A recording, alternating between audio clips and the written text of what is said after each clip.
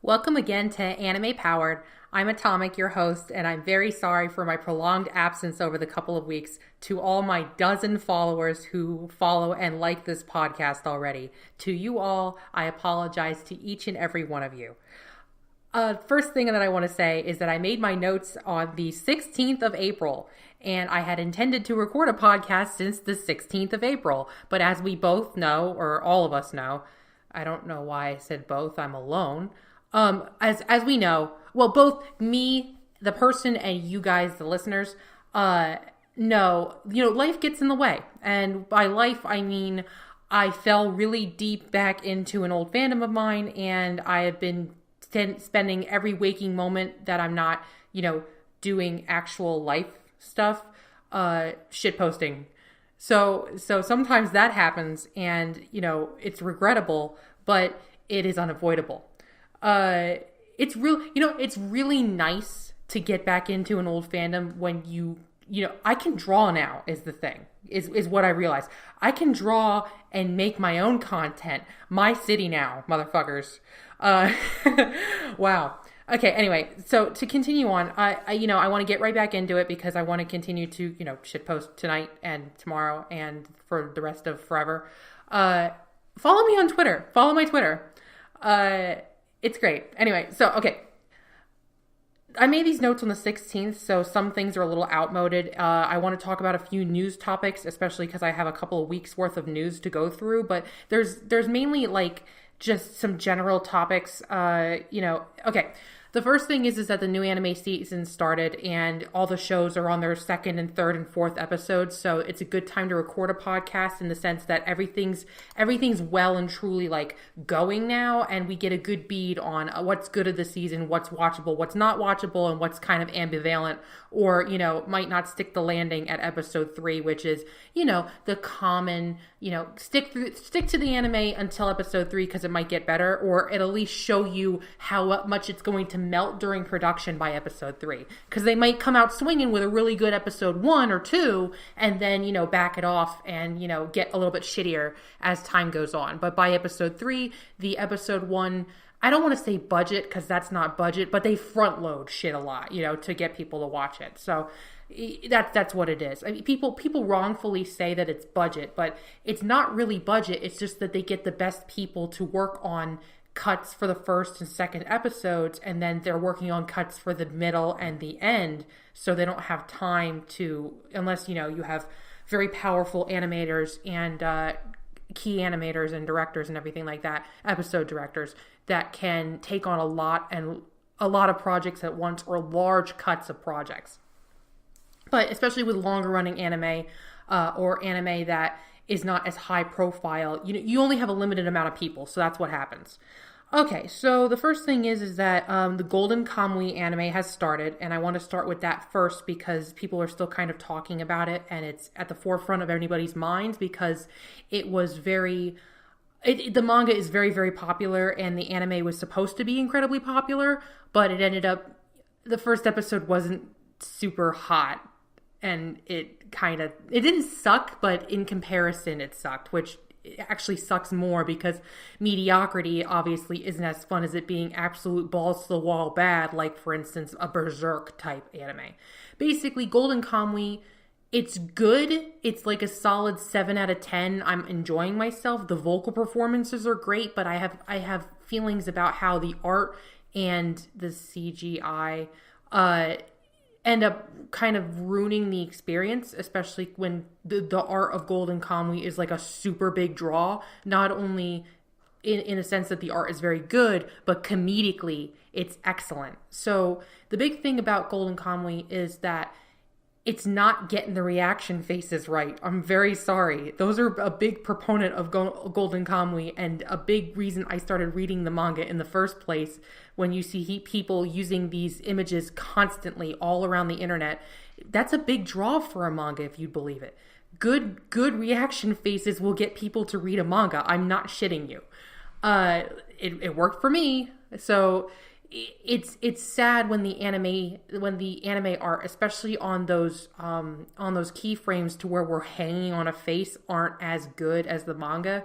And I know they don't want to outright copy But I think in this case, that might be preferable to not going full ham and making either the animation highly antic based or just straight up, copying the manga art and making the faces as expressive and different as they possibly can be. Obviously, Beargate happened and passed already. I get why they have to do CGI. There's more bears in Golden Kamuy than you'd think, and bears are hard to animate. I get it, but I think that the compositing on the CGI and the general animation could have been better, especially since other anime tend to make a better benchmark with CGI, no problem, especially lately. Golden Kamuy is high profile too. It's got some good directors on it. Wit does decent CG. Is it Wit? Fuck.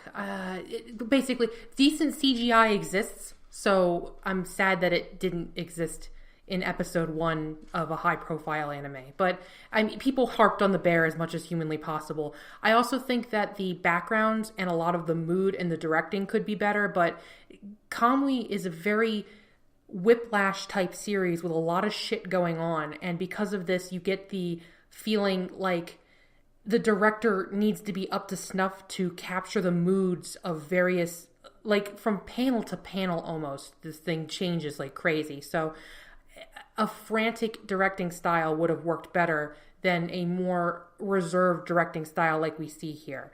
I mean, it's kind of like Gintama in that way, to where the mood from episode to episode is so wildly freaking different that you need to sell it. And Gintama sells it on its vocal performances and on the directing. And you don't really see the directing here. So the voice actors are having to take on a lot more hard work in, making Golden Kamuy what I think it should be.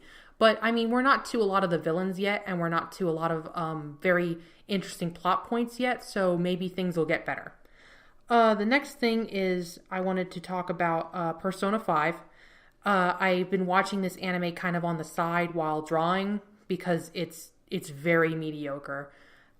Game anime usually are mediocre, and Persona anime are mediocre. The animation is okay. The directing is decent. It's okay.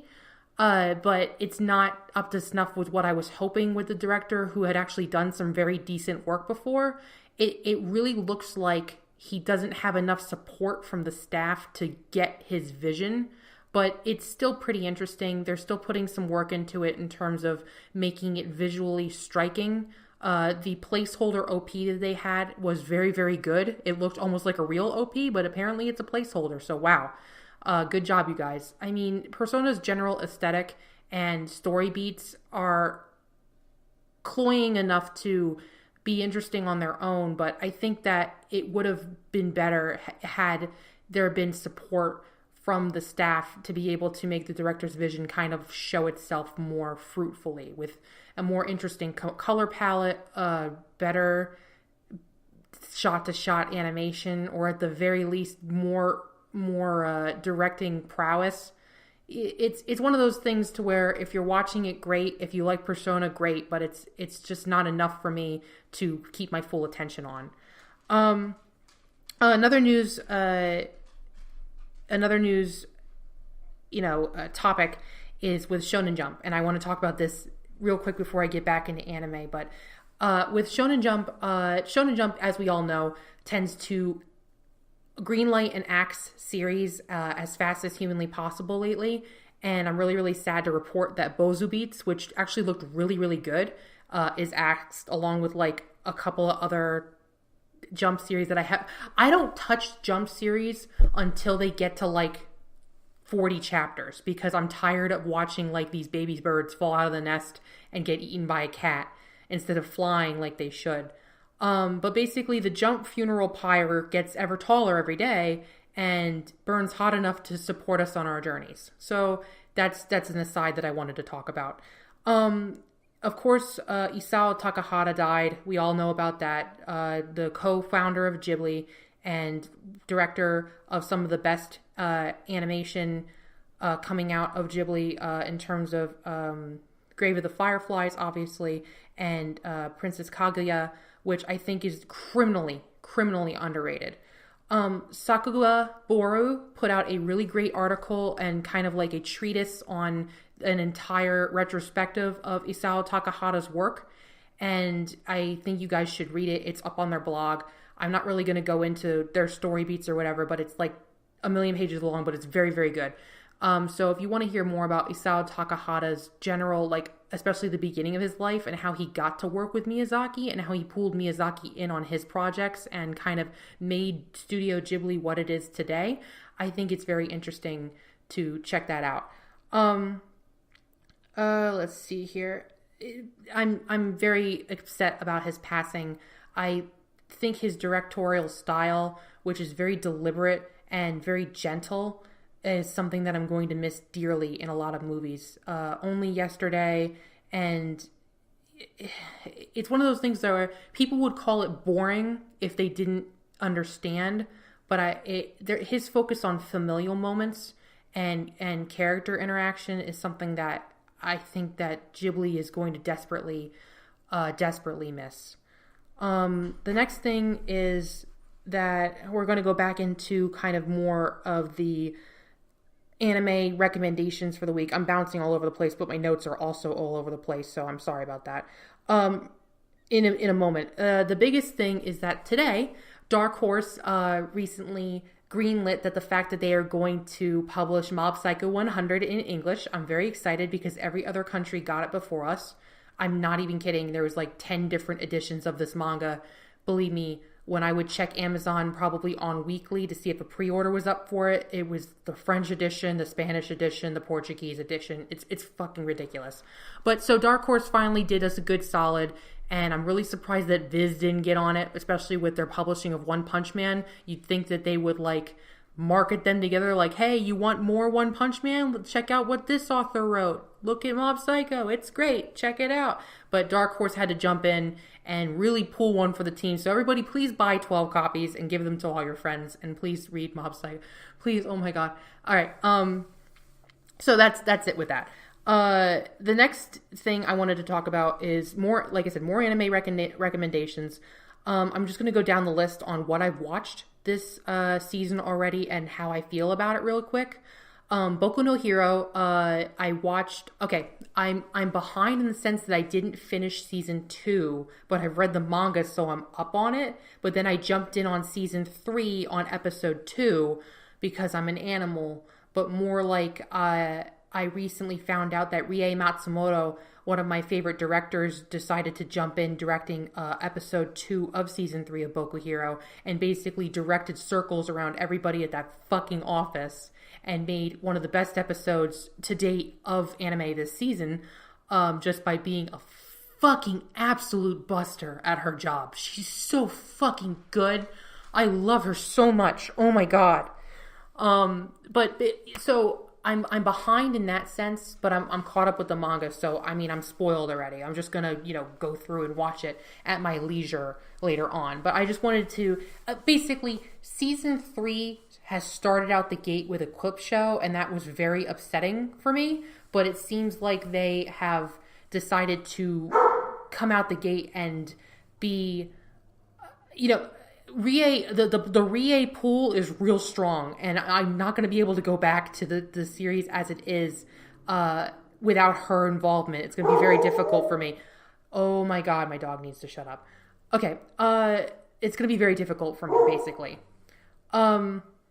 The second thing that I watched was Steins Gate. I checked out the first episode of season 2, Steins Gate 0. It's okay. It's more Steins Gate.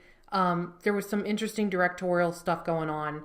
If you haven't watched Steins Gate, it's probably one of the best VN anime that exist, which is saying something, but it's one of those things where if you haven't watched it, don't jump in on 2 because it's a direct sequel to 1. I didn't check out Sword Art because fuck that. I didn't check out High School D&D because fuck that. Oh, Wotaku Nikoi wa Muzukashi is very good. I really like the composite on it. Composite being the thing that makes the anime come together, how the color key works, how you finish off the anime basically in post-production. It's really it's well animated. There's lots of quiet character acting moments, and the characters in Wotaku Nikoi are really believable and good. Basically, if you want a romance anime that is believable, fun, and incredibly realistic with adults, this is one for you. It's the manga itself is very well drawn, and I think that the vocal performances of the characters supporting the manga's pacing and general art quality is something to really behold.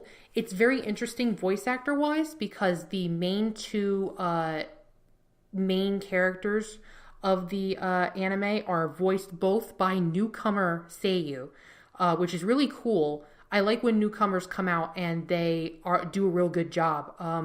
Doga Kobo does this a lot. They're another animation studio. And this show kind of looks really Doga Kobo-ish, even though it's A1 Pictures, which, like I said, they're on my shit list, but whatever. They still put out decent production, and Wotaku is very decent production. The secondary supporting characters are both veteran voice actors, which is also really interesting. Let's see here. I had them written down, but I cannot find it for the life of me. The production isn't as good as the manga with Wotakoi. It's obvious that there's a lot of saving, like, not I don't want to say budget again, but there's obviously some money saving going on. But the general delivery of the characters is enough to make the production worthwhile to watch, just based on the fact that it's the new seiyuu being supported by old motherfuckers like Sugita, for instance, is always really interesting because you can see it as a learning experience. I really like that partnership, especially when the main couple is the new seiyuu and the secondary couple are the old greats of the field. Let's see here. I watched Megalobox. If you guys haven't been checking out Megalobox, you're missing out. The first episode was a little rough. I think that TMS pulling out the stops of the post-production and making it something that looks old because they try to do like realistic cell blurring and gritty line work and a bunch of other stuff to make it look like an older anime, character design notwithstanding as well. It looks like something Genon would put out in 2009 on a Blu-ray, or not a Blu-ray, probably a DVD at that point. But the post-production is a little wonky. It's a little too blurry for my taste. It kind of messes it up because I really want to see the character art. But we're on episode 3 right now, and it's really supporting character movement over still animation, still shots. And that's something that I really like. Megalobox basically is a send-up to the original Ashita no Joe, which was the first, like, it was the big bitch boxing manga before Hajime no Ippo. Ippo is a direct, it's a direct, not sequel, but direct send up to Ashita no Joe. And Megalobox is like going back for Ashita's 50th anniversary and doing some shit with it. It's Rock'em Sock'em Robots, but also boxing, and it's pretty cool. The OST also is very decent. Being like a lot of lo-fi, hip-hop, ambient, cool shit. The opening and ending could be better, in my opinion. The ending is very cute. I like the timing on the visuals to the vocals, but the opening is a little stark, and that makes me sad because I was ready for some cool shit with it. I like the song. The song's very 80s feeling, but I think the animation could have been better. Even still, Megalobox is going for a very interesting vibe and very cool setting, and the plot is enough for me to keep interested, as well as the character designs, which are also very, very good. I've also been watching Tadakun wa Koi wo Shinai, which is a Doga Kobo show, and I really like their comedy shows.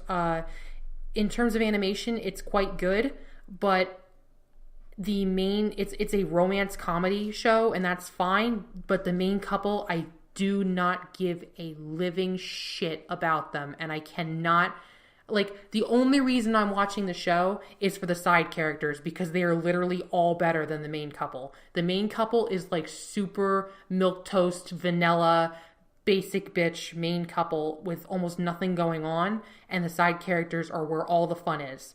Mainly you have Mamoru Miyano playing like basically the bro friend slash idiot character, and he is turning up his vocal performance to about an 11 on his freaking scale. And the animation is always the best when he is in the room. I'm not shitting you. It seems like Mitani especially, who is an animator on Tatakoi, specifically loves him the most and puts the most work into his animation out of everybody. It is ridiculous to watch. But it's good for it's fine basically. I'm still going to give it the full watch for the season, but it's nothing, it's no looking at basically. I'm also watching Hinamatsuri. Hinamatsuri is one of the best animated shows of the season, bar none. Even at episode 3, it still looks fucking great. I really like the bright colors and the post-production on this one as well, even though there's been some complaints about it being like too bright and too colorful. I like the clean lines look, and I really, really like the directing. The directing on Hinamatsuri and the comedic timing of the voice actors is making this fucking anime. And this is saying something because the manga is also incredibly fucking good. Hinamatsuri, for people who don't know, basically, and this is first episode shit, so I'm not going to get into too much, but basically, young girl falls out of the sky and starts living with main protagonist.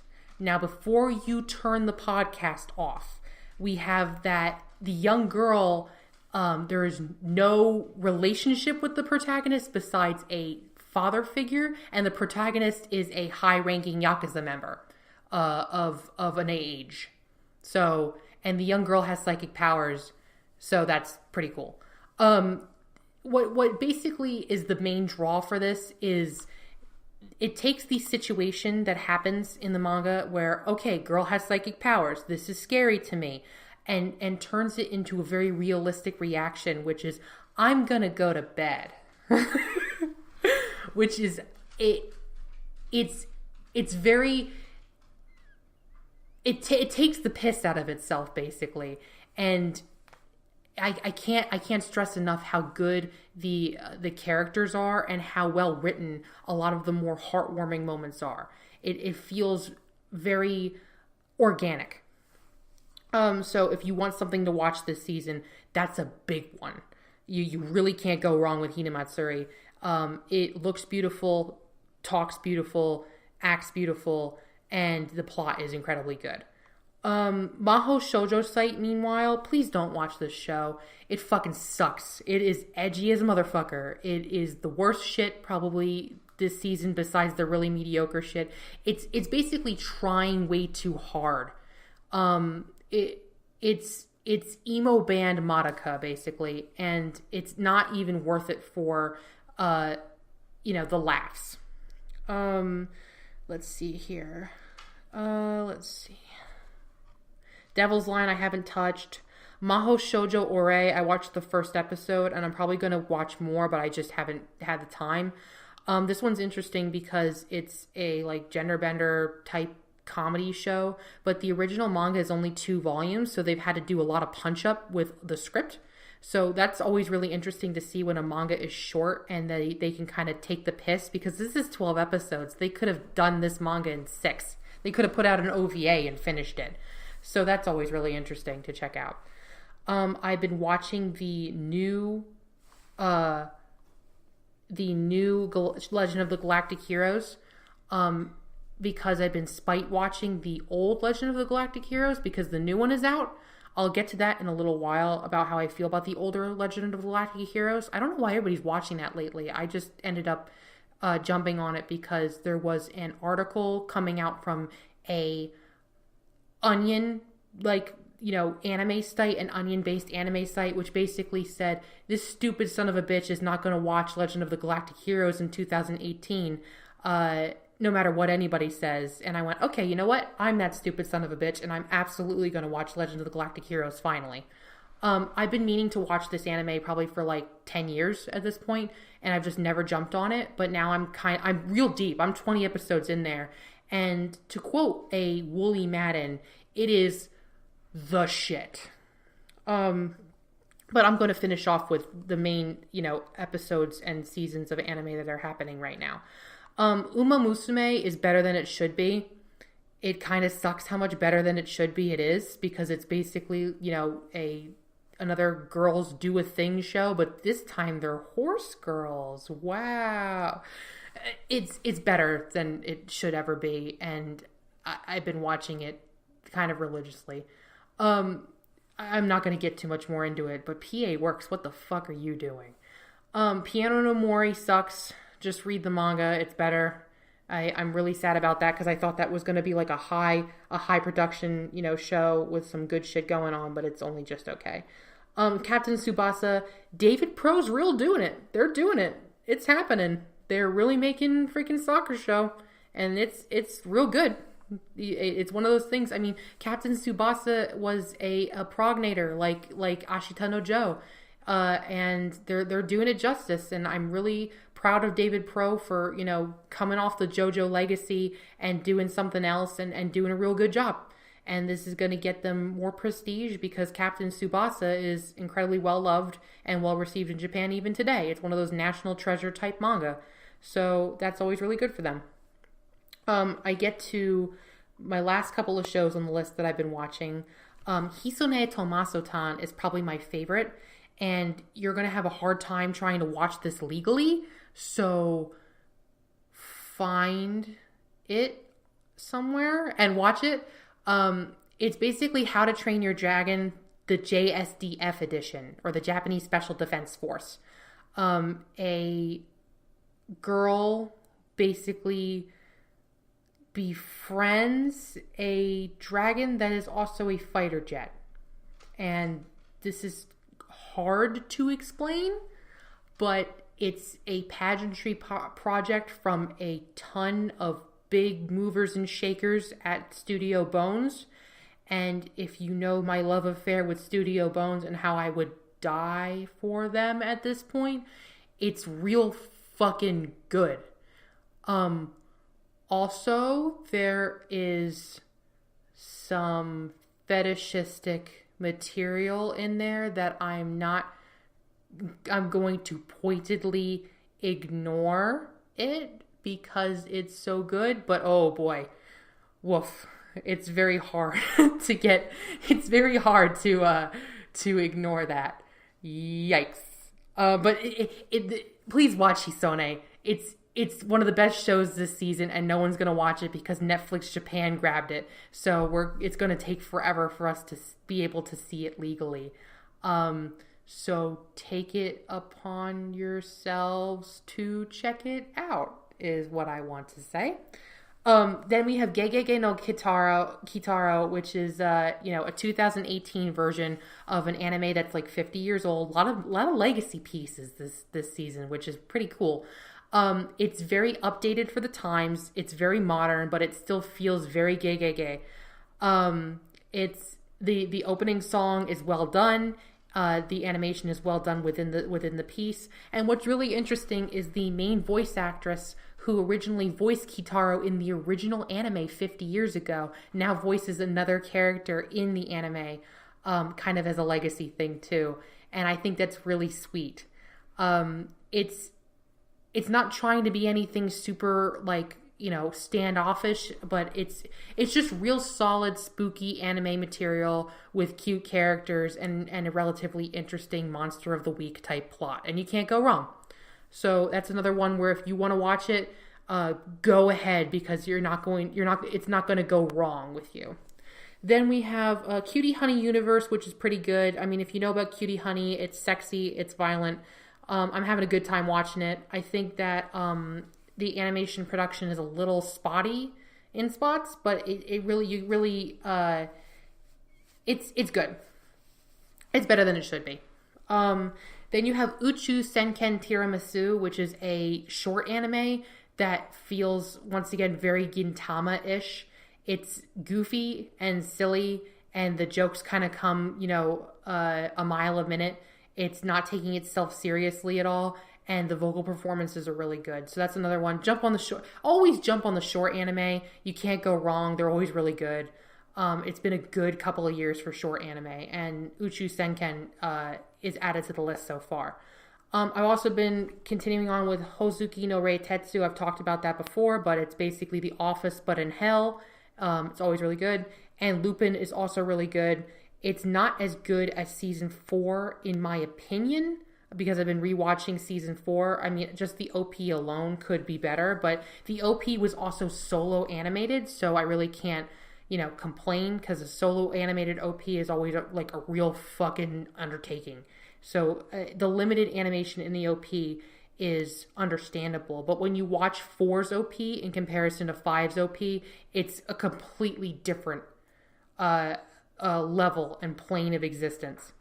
I've also marathoned Netflix's newest season of Agretzko, which is the Sanrio product Red Panda mascot. She's an office lady, and she likes death metal. Netflix's show turned the 5-minute shorts, of which there are 100 of those little sons of bitches, into an actual, there's plot that goes on. It's not episodic anymore. Like, you could watch the shorts in any order you want, because there's no real storyline or timeline. It's just little peeks into Agretzko's office lady life. But the Netflix show turns it into a legitimate 15-minute long per episode actual anime. And I gotta say that the English voice acting, because I checked out both the Japanese and the English voice acting is really good. I'm very, very surprised. Most vocal performances are 1-to-1, standouts being Kabai, which is the hippo, who sounds almost exactly alike in both languages, which is a feat. Retsuko's decent, and they do the good thing and translate the songs in English and have an actual death metal singer sing them. The biggest thing is that the script punch up in the English version is as such that it's very racy. It's very weird to see Sanrio characters swearing and talking about complicated interwork women issues and marriage issues and things that Sanrio characters really don't talk about very much. Hello Kitty getting drunk and bitching about her boss is not something that I am used to. Basically, if you're in the workforce and you want an anime to watch, marathon Agretzko. It's incredibly relatable at all times. And coming from somebody whose day to job 9-5 is office work. I mean, I don't know if you guys know that about me, but that's what I do for a living. It's very painful to watch this show. It's so painful, in fact, that it was hard for me to finish it at some points because it was just too relatable. I do provide for myself by working for the man. And this is a very sad, don't work for the man, kids. Don't get that 9-to-5. Do what you love. Don't be like me. Don't sell yourself as a corporate slave for a relatively decent monetary payout. Oh God, please kill me. Finishing that off, we have, let's see here. I wanted to watch Gundam Build Divers, but I haven't watched it yet. And I wanted to watch, I wanted to watch Lost Song too, but I didn't get to it. In terms of continuing anime, there's more of the same. I completely dropped off Darling in the Franxx. I might watch it or finish watching it at some point, but because it's so readily shit posted online, I've seen large chunks of it through GIF images and clips. So it's one of those shows that if I were to watch it, I'd probably have watched 60% of it already in terms of general internet osmosis. Let's see here. I got that. Oh, I wanted to talk about Legend of the Galactic Heroes, and I think that I will move on from the general recommendations of the season to talking about the older anime that I'm watching. I have watched 2 anime recently that have stuck with me, that are on the older circuit, Legend of the Galactic Heroes being one, and Full Metal Alchemist Brotherhood being the other. I had watched Brotherhood as it was airing forever ago, and recently had rewatched it because it was time. It was one of those things where, yeah, every couple of years I like to rewatch this. Like Gurren Lagann, for instance. It's one of those ones that's in like your back quiver that, you know, you want to, when you really need to bust out the good shit, the whiskey in the back of the box, that's the one you go for. And Full Metal Alchemist is on my short list for that. And needless to say, I got deep back into it to the point of near dehydration and sleep deprivation. It's real bad here, kids. But to push that aside for a second, I want to talk about Legend of the Galactic Heroes. The original Legend of the Galactic Heroes is very interesting in the sense that it feels both modern and incredibly dated. The animation obviously is incredibly dated. The character designs are incredibly dated, but the writing and the character interaction is so cutting edge for its time that it feels like a modern piece just because of how incredible the pseudo-political and planetary battles are.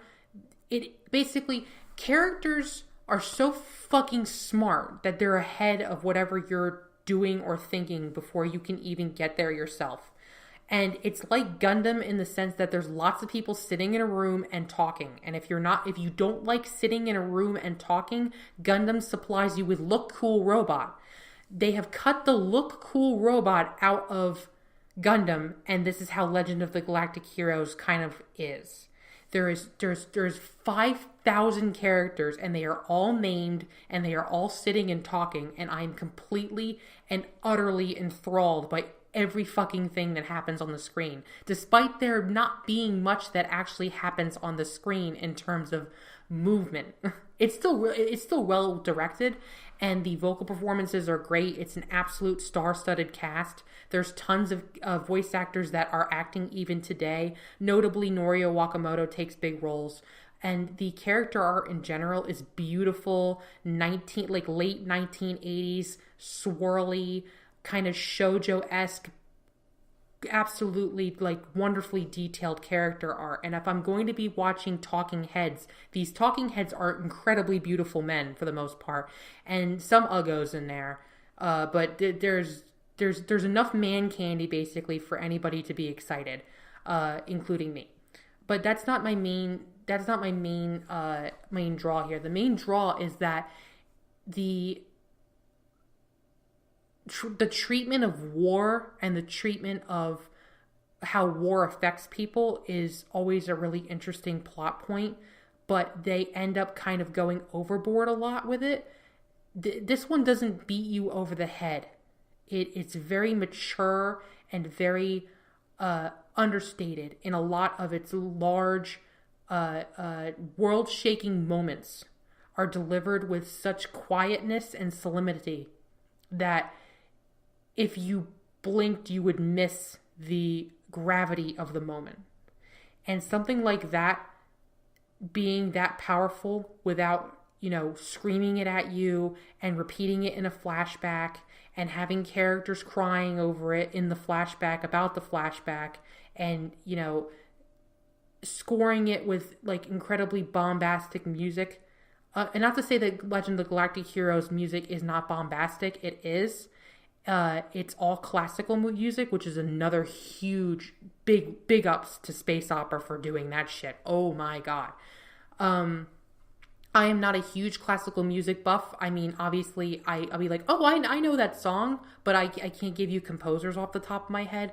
But let me just say that it's incredible to watch some crazy outmaneuvering each other. We hate each other, but kind of love each other. Enemies to comrades in arms to enemies type. I'm so much fucking smarter than you, but no, I'm smarter than you type of feeling set to like Vivaldi and shit. It really like gives you a cultured air. I want to drink wine and watch this shit, basically. I'm about 20 episodes in right now. It's a long running series, so I've got a while to go, but I've been taking them a couple a night.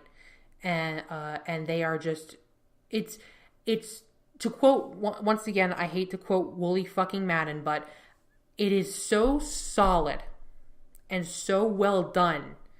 it's not the peak of everything. Like, for instance, a Gurren Lagann, to where I'm losing my mind, rolling on the floor, like having so many emotions at once that I'm spent. Legend of the Galactic Heroes is just, it's rock fucking solid. There's really no complaints that I can possibly say about it.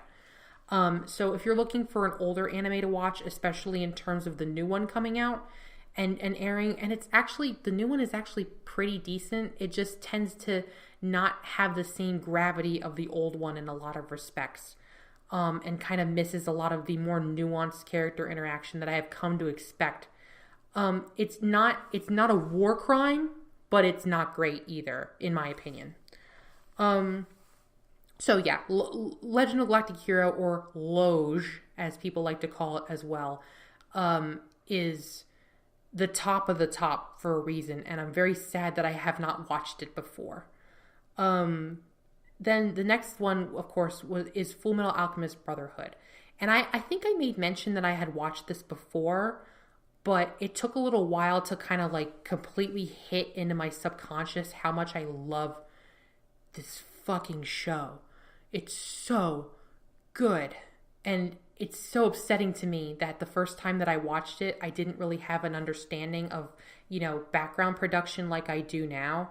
Because much like Soul Eater and a couple of other Bones productions at that time, there are so many big names that not only got their start, but made their connections in Brotherhood. And not only is it a wonderfully animated, wonderfully shot and scored TV anime, it fixes what Full Metal Alchemist did a couple of years ago. Basically, in the internet, there is a terminology that it says to brotherhood something. I wish this anime would get a brotherhood. And that's what they mean. Full Metal Alchemist came out first in 2003. Then Brotherhood came out 6 years later and literally reshot the beginning part of Full Metal Alchemist from the beginning, and then added on the rest of the manga plotline and finished off the entire storyline. There are many anime these days that never finished or only partially finished or had anime original endings, like for instance the original Full Metal Alchemist did, that people beg to get brotherhooded and basically done better in every respect. I will defend that the original Full Metal Alchemist anime is also very good. I had watched it first on my rewatch and then watched Brotherhood directly afterward to kind of like juxtapose the two, because I hadn't seen Full Metal Alchemist, especially the original, in over 10 years. So I wanted to like compare them and see, okay, how do I feel now that I know all these people and what they worked on and what they will continue to work on. The original Full Metal Alchemist is a lot better done I'm not going to get into spoils here, so don't worry, but it's a lot better done in its first arcs because it gives the time and the setup to those arcs of how it gives the emotional punch to a lot of the original arcs. With Full Metal Alchemist Brotherhood, they went, yeah, you can just go watch that shit over there, so we're going to blast through this plot relevant stuff real quick, and then once we start getting to where the anime and manga diverged at first, that's where we're going to go and slow it on down again. So I wish there was like a big guide of like, hey, watch this shit first, then watch these couple of clips from Brotherhood, and then finish off. But Brotherhood's not going to do you wrong if you just watch that. It's really not.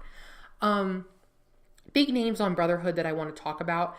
Kameda, my favorite animator from Mob Psycho and many other projects, One Punch Man and, tons of other shit, got his big fucking break in Brotherhood. Practically every delicious cut, practically every interesting shot choice is Kameda. He did a lot of the opening animation. He did some of the highest, most best produced fights in the series. And there are some fights. There's some crazy shit that goes on in Full Metal. His style is so unrestrained and crazy that you can pick him out of a lineup no problem. And Full Metal Alchemist Brotherhood is amazing because of his involvement, because of how crazy they allow him to go. It is fucking insane, and I love him so much. Another cool person that worked on it was Toei, Toi8, the number 8. Toei has done a lot of pre-production work, like backgrounds and a lot of like character designs, and worked in the animation industry for a while. And the backgrounds in Full Metal Alchemist Brotherhood are done by Toei. I think Toei is a woman, but I'm not sure. The backgrounds in Full Metal Alchemist Brotherhood are painted directly, and they look so warm and inviting that it really turns up the affability of Brotherhood in comparison to the original FMA. The original FMA's backgrounds are fine. There's nothing like overly wrong with them, but they're just basic, your basic watercolor backgrounds, not Toei's like incredibly homey kind of like they do this thing with colors that's very difficult to understand, but are difficult for me to communicate. But they make it, they use a lot of blue and yellow and purple in instead of like black and blue and gray. And it feels more like Full Metal Alchemist's original artwork. Hiromu Arakawa uses primary colors in her work for Full Metal Alchemist almost like completely judiciously. Almost all her color spreads are done with blue, red, and yellow. And those colors represent various thematic advances in Full Metal Alchemist.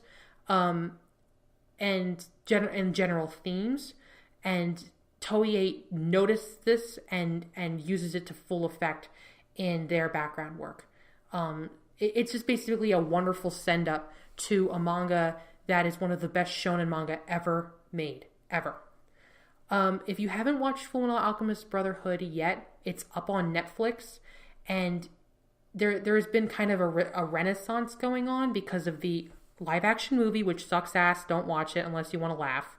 The fact that the anniversary just passed for Full Metal Alchemist. The fact that like Good Smiles putting out figures and shit of it, which is pretty crazy. And they've been releasing like tankobons of it again. And basically there's a lot of shit going on. And with the Netflix ad and it basically being functionally free for a ton of people to watch now, there's been like an injection of like new fan art and new stuff going on, despite the anime being, not young at this point. So it's never been a better time to jump in, because this is the time that you would start getting spoiled on stuff because of the newer involvement of new people in, I don't want like the fandom, quote unquote. I've been shitposting nearly constantly about it as well. So basically there are some inconsistencies and cut content from the manga. It's not a perfect one-to-one, but it's as perfect as you can possibly get. I think in terms of an anime adaptation, it sticks the landing quite well. It does everything that it's supposed to do as an adaptation. And if you don't like it, you can read the original manga. But I think that the overall delivery mechanism of the anime is as such that if you're going to consume one Full Metal Alchemist thing, then Brotherhood is your best bet. The manga is your second, and then you can go watch Full Metal Alchemist, the original, and cry because of how weird it gets near the end. Because it gets real fucking weird. It's not good, but it's like a weird like alternate universe at this point that you can just go see. So that's basically it for me for tonight. I'm going to cut it off here. I think that I've talked enough about my various interests and my blog. I hope that everybody enjoyed me talking. I had forgot to put up for questions for this week, so we're just going to finish it off here. I'm tired. I want to go to bed. Thanks for supporting me again at Anime Powered. Thanks for, listening to my podcast, all 12 of you. But, we're not going to get anywhere if we don't start. And there's tons of podcasts that I listen to whose first episodes are even more janky than this. So, let's, continue on this year, and hopefully I'll put out more than one episode a month. Thanks for listening once again, you guys. I really appreciate it. And I appreciate the questions that you send in. Bye.